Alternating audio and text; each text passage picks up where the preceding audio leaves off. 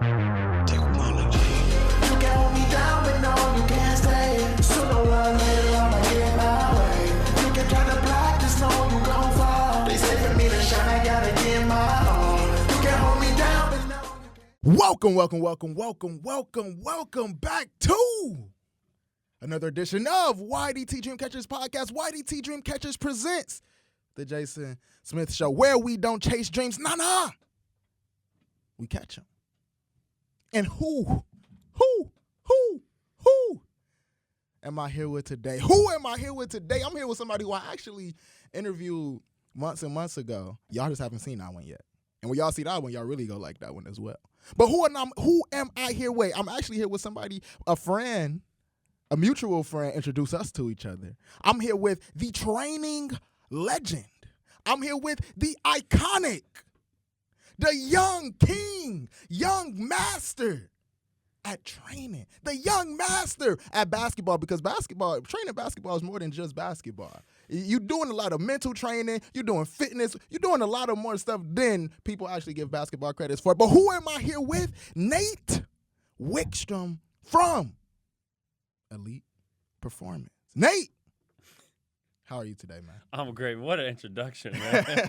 I appreciate that. I got to do it justice. A round of applause for Jason, man, because that was great. I need people to understand who I'm sitting here with. I need people to understand why. I don't know if I deserve all that, but that was No, great. you do. You got to understand, like I say, this is about people who personally inspire me, and I've seen before. Like, literally, when Jay first said, hey, bro, I got somebody good for to hop on the podcast, I was like, who? I'm seeing the grind, bro. I'm seeing them. When I found out that you actually – that Jay and Jalen were your first people that you even trained, and I go way, way, way back with them from little kids, bro. So I trust the word. We met. It was good. It was vibing. You know what I'm saying? You left some keys in our last one. So I had to bring you back, man. I had to bring you for this one. I had to bring you. So I'd like to jump right in. What is the dream? The dream. I think it changes a lot, man, but I think the dream as of right now is to just grow the training business as much as possible and take it to heights that I've never even imagined. How do you think that you can do that? What do you think needs to happen for the training business to catapult to another level? I think I'm taking the right steps. I'm in a new gym now. I've got great people around me. I'm learning from other trainers, other coaches. I've got great clients, and it's just word of mouth, man. It's the client base is growing. I think it's just day by day, putting one foot in front of the other, and eventually it'll grow, man. Just gotta be patient. So was basketball training always the goal, or where did the love of basketball come from? Yeah, we kind of touched on it last time, right? But like the basketball training it was kind of given to me through Jay, right? Like growing up, there was no such thing as being a basketball trainer. Like maybe your high school coach would like give you some drills to do, but other than that, you were just going to the park or like you were shooting around with friends. There was nobody that you could go see specifically for basketball skills training. And so, like, growing up, that was never the dream. I actually, when the ball stopped bouncing for me, I became a personal trainer. Because at the time, like, I didn't think that basketball training was – I could see, like, some people doing it when I was finally done playing. But, like, still, I didn't think that it was – anything that you could make a good living, a career off of, where you could feed a family. And then so I became a personal trainer, and I was like, okay, like I can do that. Like I've worked out for the sport of basketball for as long as I can remember. Coaches have had you run hills, they've had you lift weights, whatever the case may be. So I was like, okay, cool, I could do that. Keep me around the sport, keep me around athletes. And so I got a job at the Wisconsin Athletic Club, and one summer, Jay and Jalen got jobs there when they were home for the summer. And that's where we first met. So that's just, when I look back at it, that's just God placing me at the right spot at the right time. And then that's how I met Jay and Jalen. And the rest is kind of history. Over COVID, they were like, hey, can you keep us in shape? Can you get us on the court? And that's when we got on the court. And once I realized that people were willing to pay for basketball training, I was like, oh, I could do this. How did that transition happen? Because it's a big transition coming from just training a couple friends to now you got Yeah, but you got to athletes. think who and Jay and Jalen are. Mm-hmm. Jay and Jalen, the Gentry brothers, are they're pretty well known in the city. Mm-hmm. So like they were at the top of the high school level when they were around the city. They both went off to their respective colleges to play basketball. They have a lot of pull. Mm-hmm. So I recorded the workouts and I clipped it up and I tagged them in the story. And of course they reposted it. And then their followers saw it. So they brought me a couple more clients. And then it just became a snowball effect. And that's why I do what I do as far as recording the workouts, clipping them up on little 15-second story clips, posting them on there, tagging the kids, so then they repost it. And it's just free advertising. Something that you said that I really appreciated when you said right place, right time. Right place, right time. And that's God. That's God. Because nothing else. Dude, like, that's how most amazing things happen, literally from just being at the right place, right time. It's literally a term called synchronization. Yeah. That's what that is. Mm-hmm. And that's coming from, it had to be something in you already that now you didn't see the basketball training, but you knew it was something more. You knew that, you know what I'm saying? You knew that it was something more, and you just kept your head on that. And then, boom, right place, right time. Everything you need came right to you, and that's just from the power of belief, bro. So I want to talk about a little bit about, like, what are the best parts of training that you've the best parts of training? Yeah, what's the best parts of basketball training? Okay. The relationships, by far the relationships. Just based off of Jay and Jalen, and let's talk about those guys and like the college guys. I've been to more college basketball games in the past 3 years of training than I have in my entire life, and that's because of those relationships with those guys. Like, I'll train them all summer, and then when they go off to play at their respective school, I'll spend that fall and that winter trying to go catch games. And then they've become my first group of college guys they're all coming up to graduation now.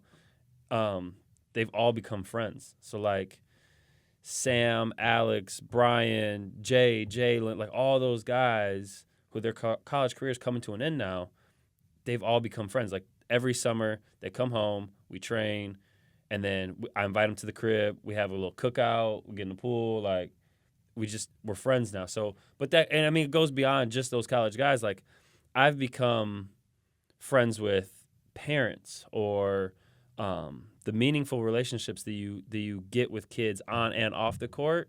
Man, like, seeing so many games, you spend so much time with your clients. Like, you're spending an hour on the court, maybe 3-4 times a week, right? And then you're driving, you're catching games, you're learning about their lives off the court as well. Family problems, school problems, boyfriend girlfriend problems, and you're able to help that, and you become like a more mentor, a big brother, whatever the case may be. The best part about training is the relationships. So I already talked about college and like younger kids. Do you want to train NBA players, or are you sticking to the niche? No, bro, the goal is always that, right? Like, you watching the NBA Finals, who doesn't want to be Kyrie's trainer? Like, who doesn't want to be Jaylen Brown's trainer? I follow Jaylen Brown's trainer, and like, you see him like at the Celtics training facility tonight or yesterday, and he's training Jaylen Brown in between these games. Like, of course, like, who doesn't want to live that life? Get private jets to Greece to go train Giannis in the summertime. I know a couple of trainers that, have been flown out to Greece to train. Like, that kind of thing is, of course, it's the goal, man. I remember, I think I asked you this last time, but like, you would rather personally train NBA players or be for the team and train and be a trainer for an NBA team? The being on the team, being on a staff has never interested me. Yeah. But I would be a fool to turn that down. Like, if the Bucks were to come out tomorrow and be like, hey, we want you on our player development staff, tomorrow, I'd be a fool to turn it down and walk away from that kind of opportunity. Even if it's just for a year, learn from it, make those NBA connections, right, with those players, and then branch off. If you look at Chris Brickley, right, Brick, that's what he did. So Chris was with the Knicks as a player development coach, and then he got in with Carmelo, got in with JR, And then he branched off, did his own thing, and then now his little Black Ops runs, and I say little, that was no disrespect, but like his Black Ops runs and all his training, his blossom into this like beautiful creation and business. And now he's in video games. He's in NBA 2K. He's sponsored by Liz. He's sponsored by Puma. Like, cause them runs, everybody pull up to them. LeBron's pulling up to bro. them. When I saw Brown out there, I was like, KD out there, Drake even out there. Drake, what in the world? Tom Brady. He trains everybody.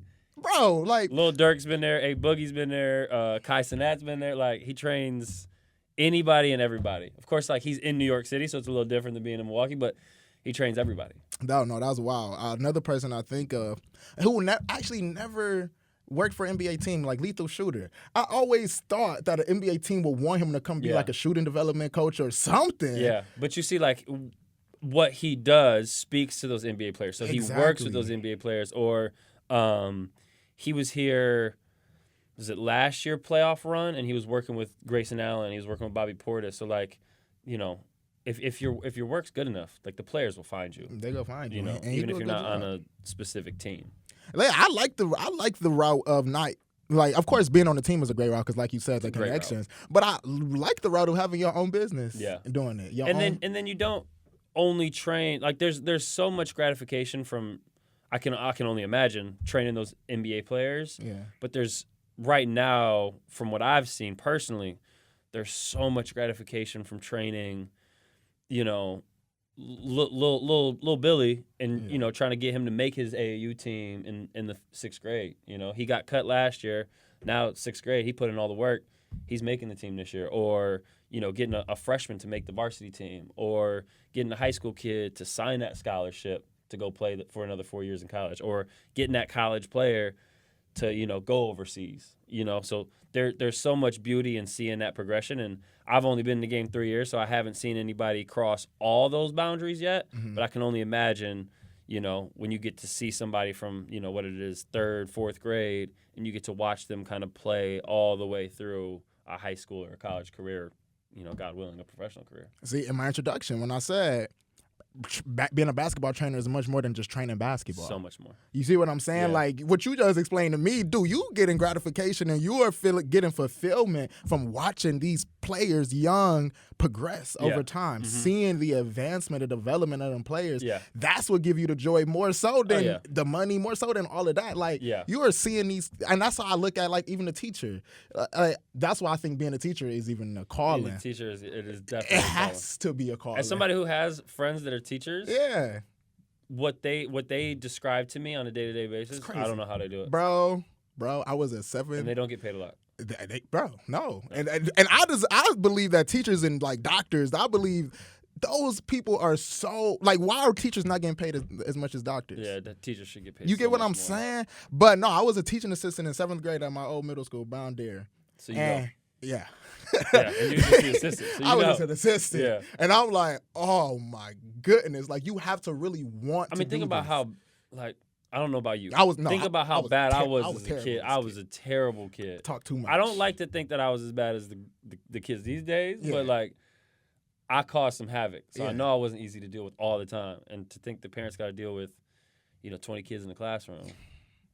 Bro, like, when I got there, it was tough for me because I was student teaching basically 6th through 8th grade. Yeah, okay.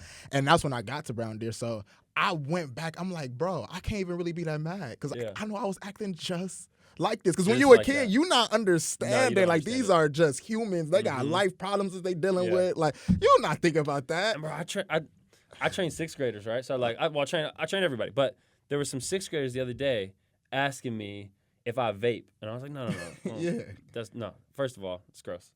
But messing up first of all, we don't know the chemicals that's in there. First of all, but I was like, but no. And even if I did, I would never admit that to a child. But I was like, nah, I don't. And then the girls were like, oh, like, some of our classmates do. Like, they'll be in the bathroom. 6th graders. 6, that's wild.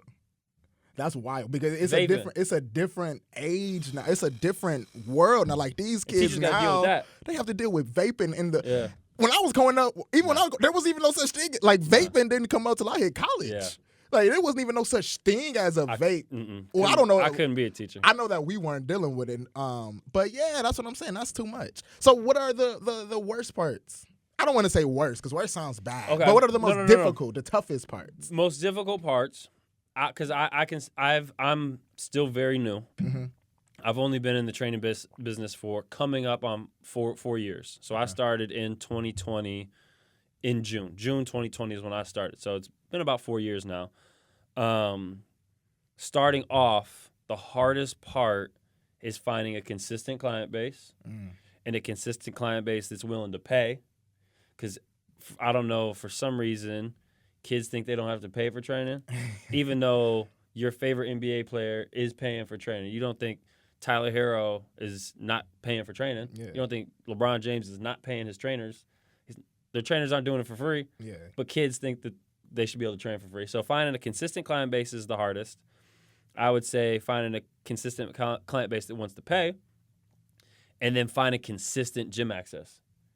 When I was first starting out, you can ask Jay this. That's why I owe so much to Jay, Jalen, Levi, like all those first initial guys that I had, because we could be in Brown Deer on Monday night. We could be down at Kingdom Prep on Tuesday night. We could be at Bayview High School on Wednesday night. We could be in the North Shore on Thursday. We could be in a different gym 6 nights a week. That's wild. That's bro, that's the grind. And then I'm trying to, get these gyms, and I can't even keep up with it. So how are they going to keep up with it? And then I'm trying to text parents 2-3 hours before because I just got the okay with this gym, and I'm like, hey guys, like, meet me here tonight. We'll be at this location tonight. And then I'm sitting that hoping that they can make it with 2 hours notice. Wow. So I've forever owed like my training business to those guys, and but that would be the biggest thing, having a consistent gym space and not having to, maybe one day you're here, maybe one day you're here, and then you can't. It's hard to book clients that way because you don't know when you're going to get a gym again. So find a consistent gym space, and that's why I'm big shout out to Joe Chapman, because Joe has given me a huge platform to be in this new gym that I'm in. He has a beautiful facility. He's got, it's about 3 courts, and I can come in there and I can train, all day, every day. So, like, it's a blessing, and I'm one central location. Clients can come to me. They know where I'm going to be at. It's, man, having a consistent gym space is by far. What's so much more beautiful about this is that I remember last time we interviewed, you said that's something you wanted. Yep. Yeah, I didn't have at the time. I didn't have a consistent gym space, and I was kind of consistent. I would call it semi-consistent. I was, maybe 4 nights a week I was at one spot, but then those other 3 or other 2 days, who knows where I was going to be or what times I was going to be available. And then clients like couldn't book, so now I'm like, I've got a website, and I can set up like, oh, okay, Monday through Friday I'm going to be here 3 to 7 p.m. Here's the open sessions. Book them. That's wild. And So it's a blessing. I love to see the advancement, bro, because you just keep growing. It's being able to take a step back and look at those like little accomplishments I think that's what like is huge. Being able to appreciate those little accomplishments, because like you said, that was 6 months ago that we had that talk. Yeah. And it might not feel like a big accomplishment to a lot of people, but to me, like being able to just get consistent gym space, that was an accomplishment. And I was able to take the step back and be like, okay, thank you, God, and appreciate it for what it was, because it was an accomplishment. Bro, it's a huge accomplishment. Like when you're taking something to another level, like, and that's what people don't understand. It's not about, I ain't gonna say it's not about the big accomplishments, but in order to get to the big accomplishments, you need small wins. Yeah. It's baby steps. So, okay, we talked about the toughest parts of being a trainer, but how do you game plan? Like, how do you know which workouts to do? Is it the same? Is it client based, or it's all client based? Somebody was just asking me this the other day, actually, and I was somebody that's trying to get into training clients, and I was like, everything is it's all dependent on the clients. Yeah. Like, don't get me wrong, I can throw a generic workout at any player, but it might not be what that specific player needs, and the only way you can figure that out is by watching them. And I talked about earlier, like, you spend so much time with these clients because you go to their games and things like that, but you're not just going there for the relationships. You're going there for your business. You're going there to see what she or he needs to work on. So, like, I went to a game yesterday, And all I did was take notes. I'm sitting there on my phone watching the game, taking notes. And I'm seeing what she needs to work on the next time we're in the lab. And I'm like, okay, she needs to work on this. She needs to work on this. She needs to work on this. And now those little notes can now drive our next session, right? I don't have to sit there and just start to freestyle it. I know what she specifically needs to work on for our next maybe 3-4 sessions. Wow. And it comes down to watching, when I've got college athletes, it comes down to watching their film.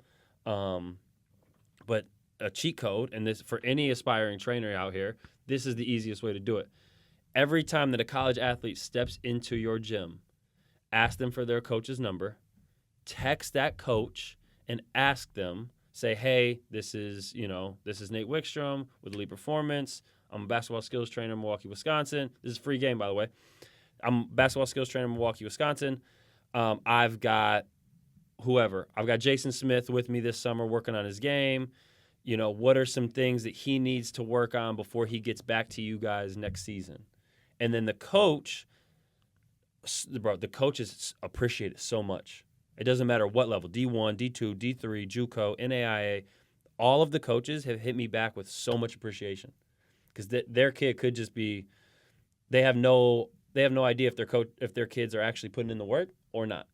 But now the coach knows that kid is locked in. He's putting in the work. He's with the basketball trainer. And that coach, I can be like a little caveat. I can be a link between that player and that coach. So, that player's gone and he's not with you all summer, but he can work on X, Y, and Z, and now you can go work on it. Wow. And it's free game to you. Free game. Because the coach just told me what he needs to work on. I don't even really have to do anything else. He just told me, he needs to work on, coming off of a DHO. We like him to play off 2 feet. We want him to score out of a Barkley action, whatever the case may be. He's a great shooter. He just needs to become more consistent. He needs to get his shot off quicker. Whatever that coach says, that basically just gave me the blueprint for the whole summer. So if you are an aspiring trainer, Yeah. you need to listen to the keys. Listen to the free game that my boy Nate just gave you. He just gave you the blueprint. He just laid it out Free game. on a platter for you to become a trainer. And I know it's a lot of people who want to become trainers who just don't know how to start. So I know I'm glad that you just and then you build these connections with these college coaches, and that's what it's about. Which will only help later down the line. Especially you've got a high school kid that doesn't have a scholarship yet. Okay, well now you've met 8 different college coaches in one summer. You start to grow those relationships. Next time you need a high school kid that to get recruited, you start to I worked with what's his name Here, I got another kid for Word you. of mouth. Yeah. It just gets it going. Yep, you build connections. Free advertising. And, man, it's great. I love it. So you you talked about the younger kids. What is some advice that you would give a younger Nate? My younger self? You learn more from your failures than you will your successes. I would say stay consistent, and it's not as bad as you think it is because it gets hard, man. Growing a business is hard, but you learn so much from those little dips, more so than you ever will from being at the top. And I've had a lot of ups and downs through the past 4 years, but I've learned so much more at the bottom. What's something what's one of the biggest things that you've learned that you would say is the biggest, or one of the patience, biggest man? Okay. I did not have any patience going into this, but you have to be so patient for everything. You've got to be patient with your own growth, but you've got to be patient with your player's growth, right? And that player might not get what you're trying to teach it right away, and that's fine. You just have to be able to pivot. I would say another thing that I've learned is you have to be able to adjust your workouts accordingly. Mm-hmm. So I might go in there with a game plan of we're going to do X, Y, and Z today, but that player can't get past X. Okay, well, clearly we're not getting to Y and Z today, so we got to just focus on X. Don't be in such a rush to just push past what they can't get. Maybe your whole workout is now fixed on that, and you're just going to have to adjust. So being able to adjust and be flexible as far as being in the training business, I would say that.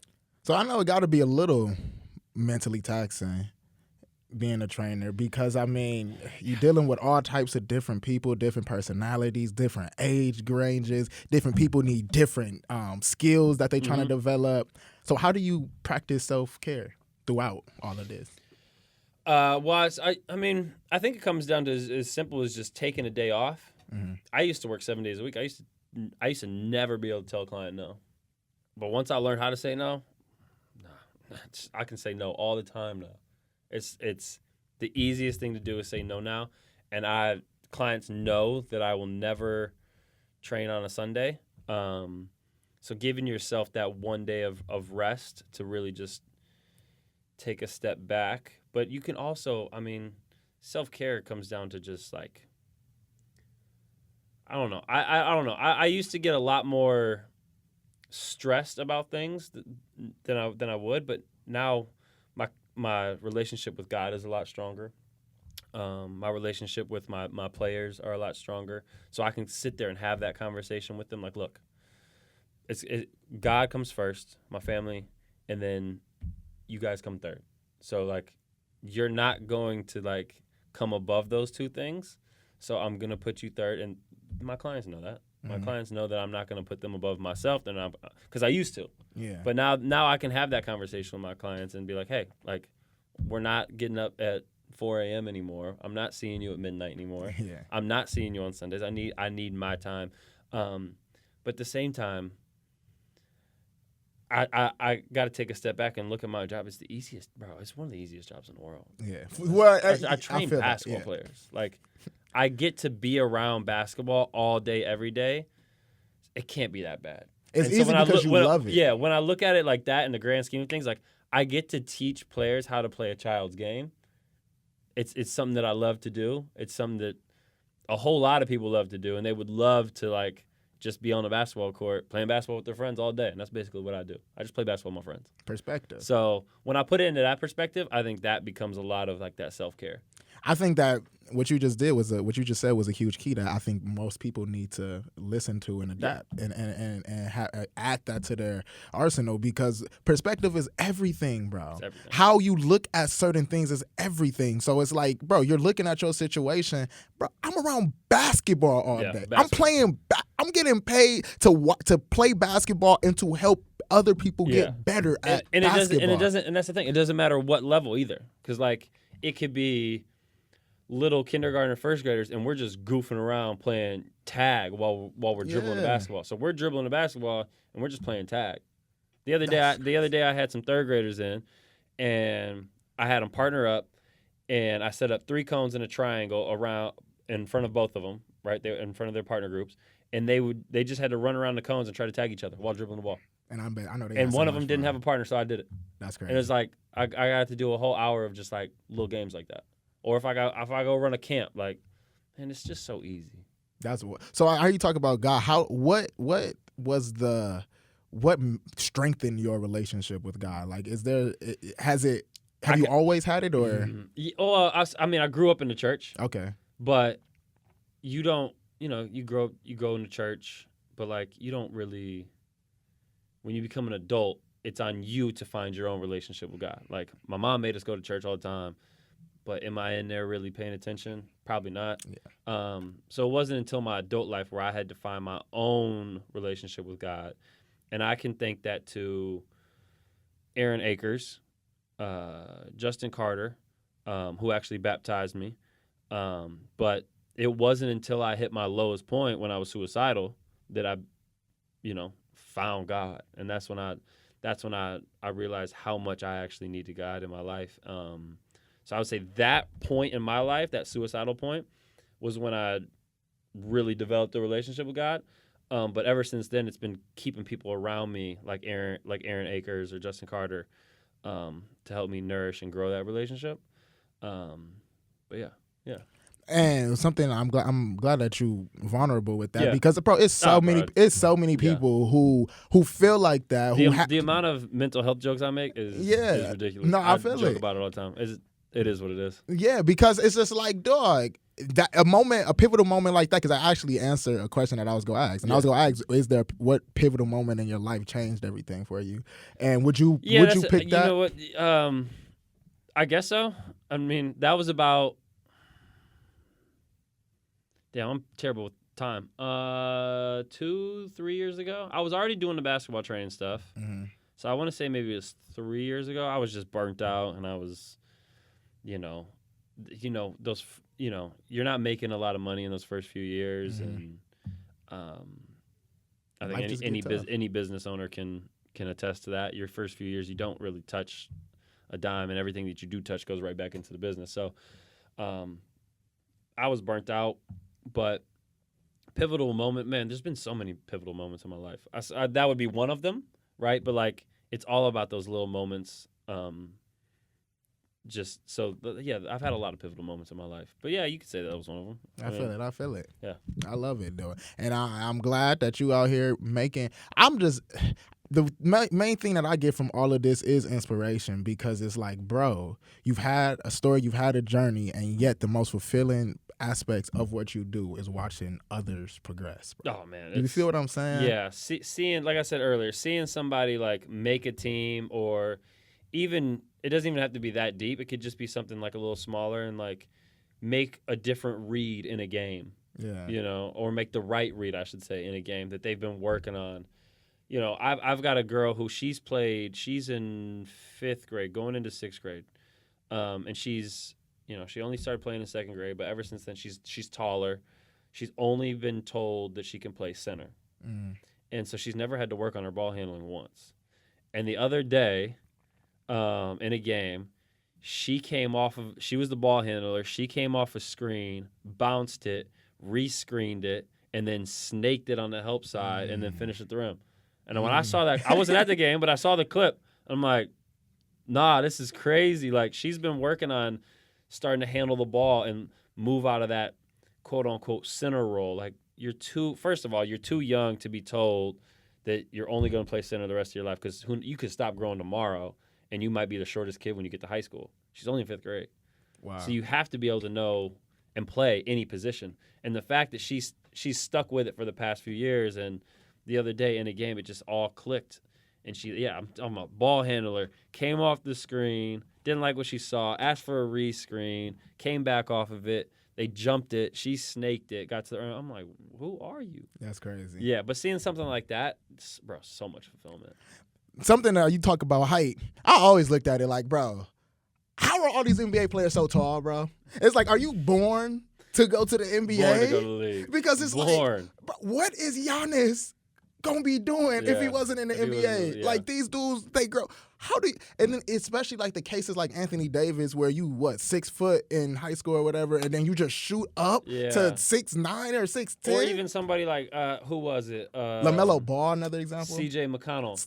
Yeah, he was 5'6", and then like senior year of high school, and now he's like 6'4". Like, bro, what? So that always just intrigued me. But I like to move on to a segment that we call This or That. This or that. All right. I'm going to name a couple options, Nate.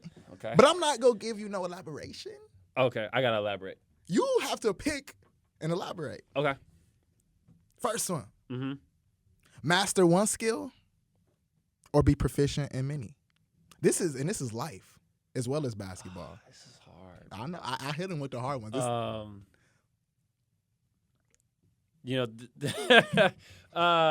What's that quote from is it Bruce Lee, where he said, I fear not the man who has practiced 1,000 kicks one time, but has practiced one kick 1,000 times, or something like that, right? Yeah.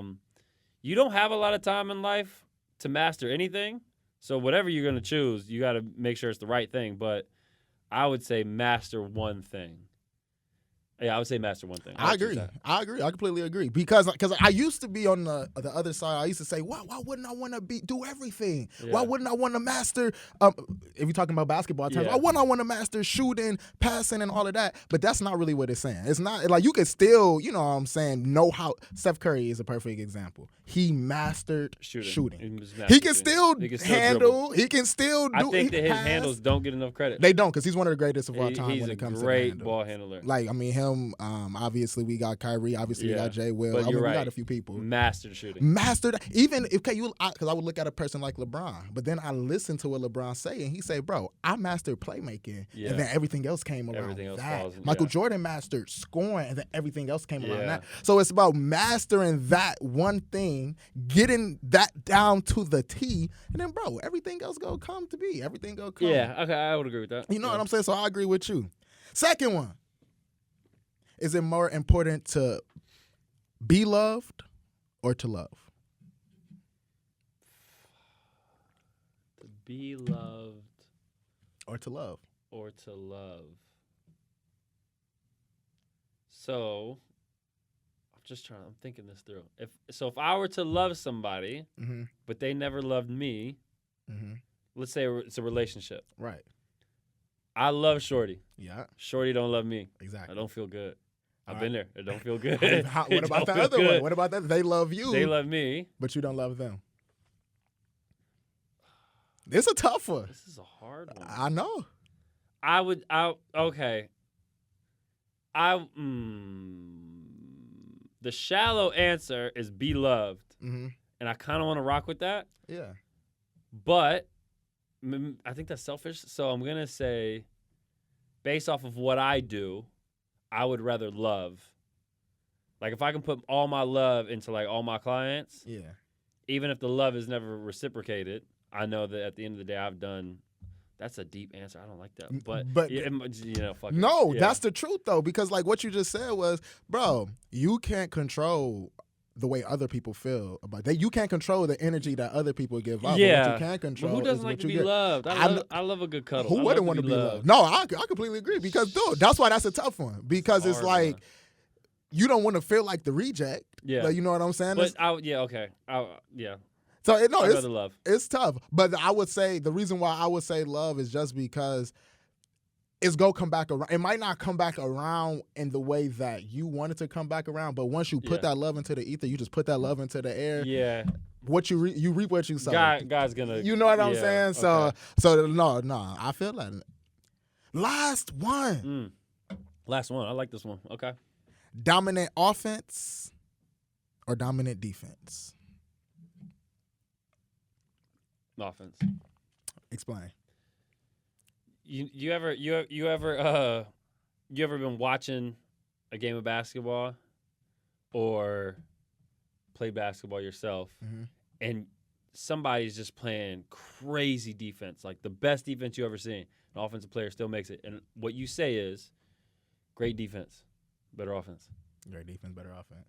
Offense. I'm gonna go offense. Especially nowadays. Yeah. Because defense barely being played. But like you were saying, like, bro. But defense, I don't see. Okay. Defense barely gets played. I get that. Defense is played. Offensive players these days are just bro, so good. so gifted. Yeah. Look at Anthony Edwards. Bro. The man can get to the paint and then he'll pivot for 3 seconds and then get up a shot. Like Anthony Edwards is different. Yeah. Like one of them next ones. Or like you're talking about Steph. Like Steph can shoot. He can handle the ball. Like the offensive players, like, yeah, I would say offense. Because like offense. I mean, and even, plus it just like it looks better.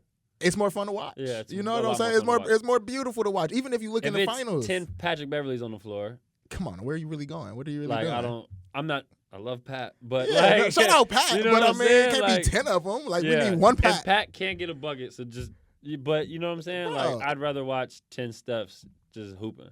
A perfect example is in the finals right now with Kyrie versus Drew Holiday. It's like you have a phenomenal defender in Drew Holiday, one of the greatest perimeter defenders in the league. But bro, if Kyrie is hitting, if Kyrie doing what Kyrie do, there's nothing you can do. Yeah. Or like, And I like to think that Anthony Edwards was a good defender, and then Kyrie. it's just nothing you can do. Yeah. Like, what do you do with that? No, okay, boom, boom, boom. I would say, I mean, I would have to go with dominant offense just because, especially if we're talking about nowadays, because the offense is these players are too skilled. Bro. Yeah. Like, I respect the previous generation. Yeah. I truly do. Yeah. People think I don't because I think Okay. LeBron's the GOAT. So Okay. people think I don't respect the previous generation. Yeah. I still got Michael Jordan second. But, dude, them players were not as skilled as this player. This is just evolution. Like, we evolved, bro. Yeah. Players got better, skill, bro. New moves, defense. The rules changed in the NBA. Yeah. Like, you feel what I'm saying? Certain defensive coverages weren't even allowed back then. Like, man. So I would say dominant offense just because, like, I understand the saying defense wins championships. Yeah. saying? It really, like, you have to be a good defensive team regardless. But I don't know a team that's won the championship and wasn't a good defensive team. Yeah, that's what they say, right? Defense But wins championships. you have to be immaculate, There's excellent at offense. There's a quote or something. I'm a butcher. It says defense wins championships, but offense sells tickets. And that's the truth. Yeah. This is the most profitable era in the NBA right now. Like, it's more fun to watch. People are paying them to see players put up 130 a game. Like, Yeah. right? It's not. We're not watching. We're not paying to see defense. The 04 Pistons where they're locking everybody up, scoring. It's 72-64 at the end of the game. Who wants to see that? Yeah. I do not want to see that. Yeah. Like, I want to see the ball going to the basket. Mm-hmm. Last segment. I like to call it the deep dive. Now, this is going to be tough. The deep dive. It's a deep dive because I ask a deep philosophical question. And if you need time to think, you can, you use all the time you want. All right. But I hit them with the question. And I never let the guests know what it's going to be because I just want. Okay. What's the difference between living and being alive? Joy. I'll give you a quick answer. I think it's joy.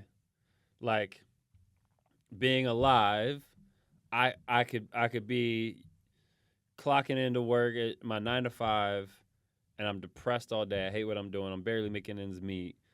You know, I'm going home, cooking up a TV dinner, watching TV, going to sleep. And that's my routine for the next, 40 years until I retire or until I got, knock on wood, die, right? Yeah. But if I'm living, right, I'm joyful. I enjoy what I'm doing. I enjoy it. Let's take me, for example. I enjoy the process of where I'm trying to get to, right? Enjoying the process, not the destination, right? Because I might get to that destination. If I'm searching for just that destination and that's what I think I'm going to find joy in, right, I get it, and then I'm still not happy. Now what? Then Exactly. Okay, so I would say it's joy. Joy is what living is, and that could be joy with, friends, could be joy in, your job, but if you can find joy in whatever it is and have joy around you, good relationships, good friendships, a good relationship with God, a good career, if you can find joy in those things, I think that's living. I love that answer. Why? Because you just brought up a process. I love that you said you love the process. You just brought up a comment that I literally have in my house hanging up. It's called process over goals. Because it's about the process. It's about the system that's in place. A lot of people, they set a goal and they identify with that goal and they like, okay, what do I got to get to that goal? But it's not really about that. It's about putting the process. It's about the system. The system is what gets you to that place. So it's like, for example, let me think. If I have a goal of keeping my house clean, me waking up and trying to clean up every day, that's not really gonna work, bro. I got stuff to do. I'm busy. You know what I'm saying? But if I have a system, like, for example, like my system is, okay, Monday, that's kitchen day. If I come home from work, boom, I'm gonna clean the kitchen up. Tuesday, that's bathroom day. When I come home from work, boom, I'm cleaning the bathroom up. So it's about, and then when I get to the end of the week, my house all clean. I'm all good. But when I go the other way, because I did the experiment, when I go the other way, it's not as clean as I want to be because now I'm half-assing. I'm not really doing it. I like that. You feel what I'm saying? So you clean one room a day. And keep it. You know what I'm saying? It doesn't seem so overwhelming. It's not because, boom, you just said it. Yeah. When you chasing a goal and just trying to catch that goal, that gets so overwhelming. Because now you thinking about all these different scenarios, all these different outcomes, and all this different stuff. Bro, no, boil it down. Get better 1% every day. Just boil it down. Just focus on one thing at a time. And once you just get that done, okay, then move on to the next. And yeah, bro, that's something that I've been trying to do. You know? I like that. Process over goals, bro. Process over goals. Before we go, I want to get some top fives from you. So. Oh, okay, go. No, keep going. No. If you got somewhere to say, let's go. Okay, no. Top 5, right? You ever seen the blind rankings? Yeah. Okay, I'm going to give you a blind ranking. Okay, bro. All right, top 5. Okay, you can rank them however you want to rank them. Okay. 1's the best, 5's the worst, right? Yeah. Okay. NBA players. Yeah. Steph Curry. Okay. Blind rank. I would say. Remember, you don't know what's coming next. You got to put him somewhere. I know. I would say 4th. Steph Curry at 4. Yeah. That's okay. All right. Go. Kobe. Remember, you don't know what's coming next. I know. 3. Kareem Abdul-Jabbar. So you got Steph at 4, Kobe at 3, Kareem. 2. Okay, MJ. Oh, so hold on. Now we got to redo this. It's done. Oh, this is going to be crazy. MJ where? Because I'm not putting MJ number 1. You're not putting MJ 1. I guess MJ got to go 5. MJ's 5. I mean, if that's what we're doing, because who you saying next? I don't know. Okay, who's coming next? MJ's at, so I just want to make sure that the audience sees this. MJ's at 5. Steph is at 4. No, Kobe's at 3. And Kareem's at 2. All right, who's the last name you gonna name? Steve Francis. Oh, you got it. So Steve Francis is at 1. Okay. All right. Oh, Jesus. If that shaked out differently, I was going to give you LeBron. Yeah, that's what. And I know you saw it coming. Yes. That's why I had to change it up. That's where I was going. I know that's because where that's where I was going. Because Yeah. when you said Steph Curry, because if I had to, that's the blind, and that's gonna live. Because we gonna I'm gonna make a graphic on it. That's gonna live what it's gonna be. Yes, I said Steve Francis is the greatest of all time. Steve Francis is 1. But if that went different, I would have had. Off the players you named, LeBron, Michael, Kareem, Yeah. Kobe, Oh, in a perfect world. and Steph Curry. Yeah, in a perfect world. Yeah. You just got me with that one. But I was gonna ask, okay. I saw you could see where I was going. So I saw where you was going. You're a basketball trainer. Mm-hmm. You focus on skills. Yep. Who are the top 5 most skillful players that you've seen? Kyrie. Boom. I think what he can. I mean, Kyrie. Yeah. Skilled Kyrie. KD. And 7 foot doing what he does. Come on. We talked about Steph mastering shooting. I think that's a skill, right? So most skilled. Yes. Steph. Is this ever or current? Ever. That you've seen. Kobe's footwork was ridiculous. Crazy. So I think I'd put Kobe up there. And Kobe, I mean, man, he inspired, influenced everybody you just named. Oh, man, this is hard. And because it's based off of skill. It's not really asking, you know what I'm saying? It's a it's difference not- between skillful and best player. Like, you know what Yeah. I'm saying? And it's not asking for one specific skill either. Like best ball handler, Yeah. it's gonna be easy. It's gonna be Kyrie. Best shooter, easy Best shooter, it's Steph. gonna be Steph. So, well, let's see. Okay, ball handling, I've got Kai. Shooting, I've got Steph. KD's just Overall, I think KD just has to be up there. I agree. Footwork, cold. I went Kobe. So what am I missing? You got ball handling, you got shooting. I mean, I've got footwork. I mean, I could go footwork again and say Hakeem because his footwork down low come on is now, that crazy. dream shape. The but dream like, shape. Look at Joel, all of these players. yeah, but that's I mean, MJ was super skilled too, Mm-hmm. But Kobe MJ, you can always argue, you know, he's like a blueprint. He's so his skill set, MJ's skill set's already basically on my list with Kobe. They marry each other. I'll throw in a big man. Why not Hakeem? Boom. Okay, I love it. Let's do top 5 NBA players right now. Right now, well, I mean, you got the finals going on, so it's hard not to put Luka Man, I love it. up there.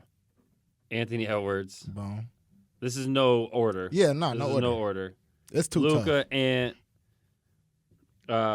Joker. Mm-hmm.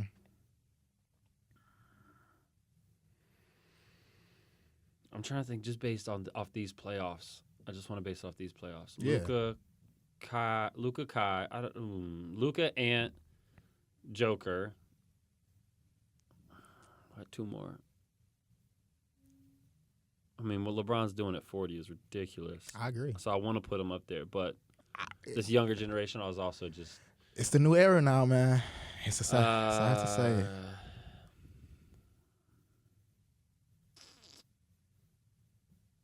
I don't want to put Jalen Brunson in my top 5, but he balled out though. Man, I mean, this playoffs he was insane. Come on now. You know what? He was injured. I'll give it to Giannis. I'll put Giannis up there. Okay. Different story if he played. Yeah, we didn't get to. Yeah.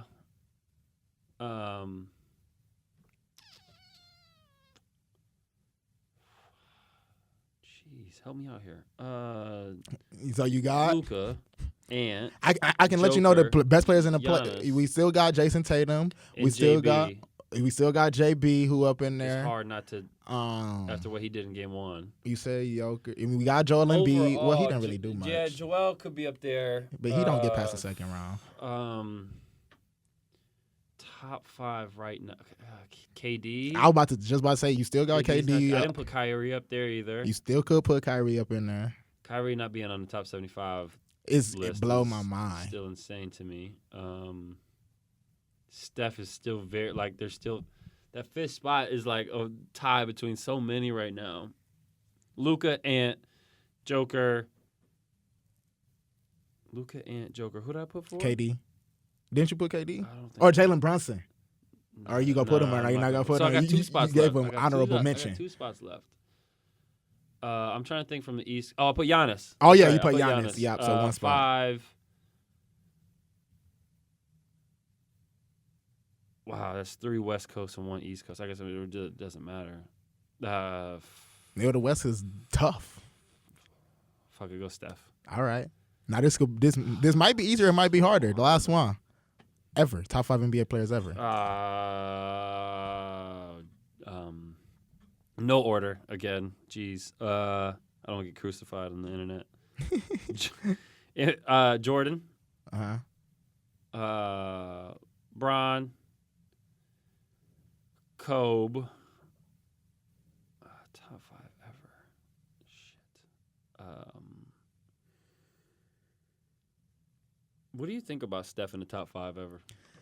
I like it.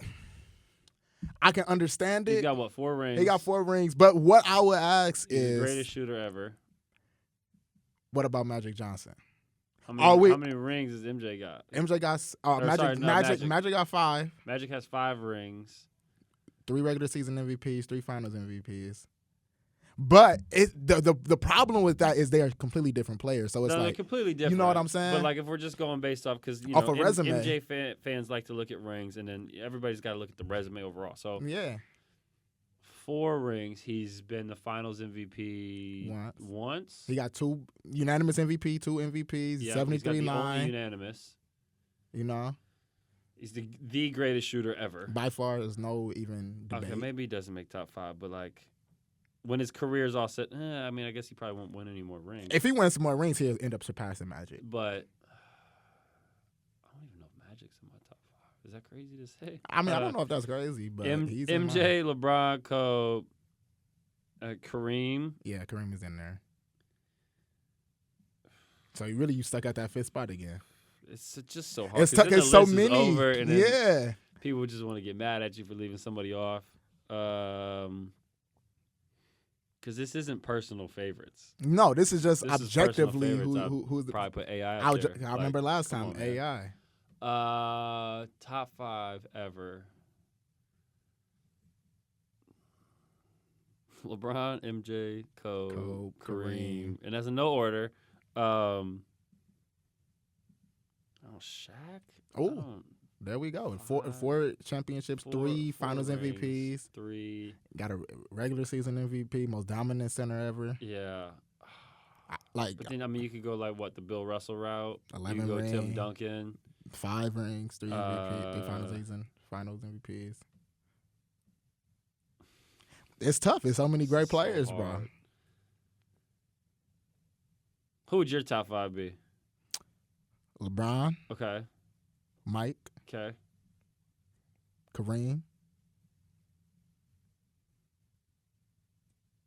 Magic. Yeah, maybe Magic goes in 5. The 5th one is tough, bro. It's tough. tough. So you don't put Kobe in your top 5? He's battling for the 5th spot. With who? Who you got him battling with? He's battling. Maybe Magic goes 5 then. Maybe he is battling with Steph Curry. See, I don't want that sound disrespectful because it's like Kobe is better than. I'll put Kobe as 5. Because I don't want to say he's battling with Steph Curry because I love Steph, but Steph is not Kobe, bro. Steph's not Kobe. You feel what I'm saying? But Steph is Steph. Steph is Steph. Steph is amazing. The greatest. Yeah, I'll put Magic at 5. Okay. So we basically have the same list. Basically. I mean, I think we got the we didn't say no order. I'll put mine in order though. I'm not gonna lie. So you LeBron, Mike, MJ, Kareem, Magic, Steph, or Kobe. Oh, Kobe. Okay. I was tempted to put Larry put Bird, Magic, yeah, but then it's like I don't think Bird makes my top 5. I think I that would love for him too, but how many rings? 2, 3, bro. 3? I think stuff is 2 Finals MVPs. It's just people got more. The resume is better. Yeah, if we're talking resume, People got better resume. Bird was tough. He was cold because like he wasn't as athletic, and you know what I'm saying. He could pass, could do all that. Basically do what Luka doing a little bit. But when I think Wemby is going to end up being the greatest player of all time. Yes, I think he's going to surpass LeBron, and I think Luka is going to end up being the best player. Not only does he have to pass LeBron, you got to think about who he can pass all of them. He can pass all of them. Michael, Cole, Mike, all of them. Magic, Wemby go Kareem, pass him. Wemby go pass him. And like. We talking like statistical categories here? You think he puts up more points than Bron? I don't know if he'll put up more points than Bron, but I think overall, I think in totality, I think he gonna have the rings. He gonna have he gonna have so many Defensive Player of the Years, so many MVP. He'll get multiple you rings. Think he need San a point guard. Antonio's gonna start winning rings? I think that's the next dynasty. Well, they were already a dynasty, but so I think they bring that back. It's back. It's going to be with back. With Pop or without Pop? With Pop. So he's gonna Pop. Pop got to stay. For years, I'm sorry. For about 5 years. How much longer you want Pop to stay? He needs it for 5 years. Getting on, man. 5 years. 5 years. He just signed. So you think the Spurs are gonna win about 3 rings in the next 5 years? That's so tough. That's what you're saying. 2 rings in the next 5 years for sure. Wemby is winning 2 rings in the next 5 years for sure. Wait till Wemby get a point guard. Once Wemby, listen, bro. And Wemby's not my favorite player or nothing like that. I like Luka way more than Wemby. It's a lot of players I like more than LeBron James is my all-time great favorite I get what player. you're saying. And I don't want to say that Wemby go end up better, but bro, he's 7'5". He can do everything. The fact that he is out there pulling up from 3, like doing side steps from 3 in the corner. Yeah. Bro, and then not even talking about defense, he had the most, averaged the most block. That defense is going to be, he should have won it. I'm not going to lie, I like Rudy. He did show some stuff. But yes, I think Wemby going to end up being the greatest Rudy of all got time. Cooked up. For defensive player of the year, Rudy got cooked in the playoffs. Come on, bro. Come on. It is. I mean, it is like an offensive game now. You see? But I think it's going to be both. The other day, it said like throughout the first 200 games of their career, Luka is way past where LeBron was. Yeah, Luka go past LeBron in stats. Yeah. Luka's go past Luka LeBron. Plays, all right, it's about the same. It's like a walking triple-double. That's why I love Luka, though, because he reminds me so much of Bron. Yeah. But, no, once Luka start winning rings, it's going to be like if Luka get a ring this year. Does Luka win this year? I think Luka wins this year, get Finals MVP. Would you put him above Russell Westbrook if he wins the ring and get Finals MVP all time? I like Russ. I don't think Russ deserves the hate that he gets. See, I don't think he does get too much hate, and I get accused of being a Russ hater when I think Russ is a top 5 point guard of all time. Okay, I wouldn't go that far. I would say he's a top 5 point guard of all time. Listen. I like Russ, but I wouldn't go that far. Mr. Triple Double. Okay, you gotta give him that. Got the MVP. Get top 5 point guards. Magic. Is Steph a point guard to you? Yeah, yes. Steph is second. So Magic, Steph, John Stockton. You got Isaiah Thomas up in there. Isaiah Thomas, Chris Paul, Steve Nash. See, this is what I would say. And you're putting Westbrook. This is what I would say. Not peer point, but just player at the point guard position. You get what I'm saying? What's going on? Now you got to think about this. I feel like you're changing the parameters. Because think about now. this. Chris Paul is amazing. Okay. But he don't got an MVP. He did go to the finals, but yeah, he don't once. He don't got it. But I would still. He don't got an MVP. Point guards as peer point. Yeah. You would put him above because he's a better passer, better playmaker. But that's why it's tough because Russell Westbrook is still gonna give you 30 points a game, 10 rebounds a game, and give you 10 assists a game. Yeah. My only issue with Russell Westbrook is that he don't win. Like if but Chris never won, and that's why I would give the advantage to Russ just because he got all that. Because I think if Russell Westbrook got a ring, he would be undoubtedly top 5. Because him saying he top 5 is still controversial. I know you're a Bucks fan. Yes. I'm still sick. Chris Paul didn't win that ring. Oh yeah, I'm sick. He needed it, bro. Because if Chris Paul got that ring, up 2-0, bro, it wouldn't even be a debate if he got the ring. He'll be better than Russell. It was up 2-0. It was up 2-0, and I think he got injured too, though. Yeah, but I think he got injured, but yeah, no, he always gets injured. It's tough because even when he was on the Rockets, when they were up, they were I know up. Bucks fans are gonna hate that, but I'm sick. But because you want to see him get the ring, bro. If they went to a Game 7 with KD and Steph Curry, and the only reason they lost, I believe, is because Chris Paul didn't play, and the Rockets had missed 27 threes in a row, which was crazy. Absurd. But I think if Chris Paul played, that don't even happen. Yeah, I think we get the championship. But come on, man, Nate. I want to thank you for coming on to YDT Dreamcatchers podcast. YDT Dreamcatchers presents the Jason Smith Show. Now, what I'm going to do is when I point to you, I just need you to say, we catch him. We catch him. That's all you got to say Okay. when I point. You just got done watching another episode of YDT Dreamcatchers podcast, where we don't chase dreams. Nah. We catch him. There we go. You can hold me down, but no, you can't stay.